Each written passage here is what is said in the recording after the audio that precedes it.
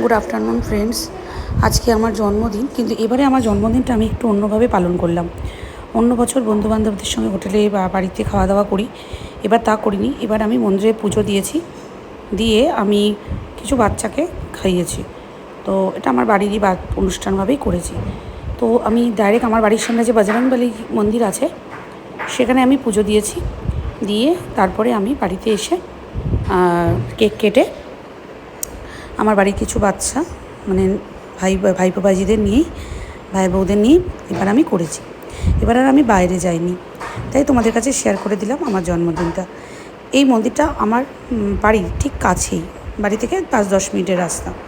তো নতুন জামা পরে আজকে আমি নিয়েছি এবং তোমাদের কাছে শেয়ার করছি। তো অবশ্য করেই তোমরা জানাবে কেমন লাগলো, আর তোমরা সবাই আশীর্বাদ করবে যাতে আমি একা এইভাবেই ভালোভাবে থাকতে পারি, এইভাবেই চলতে পারি, সবার মধ্যে দিয়ে ভালোবেসে ভালোবাসা নিয়ে, আর কিছুই নাই, ভগবানকে ডেকে জীবনে বাবা মার আশীর্বাদ নিয়ে।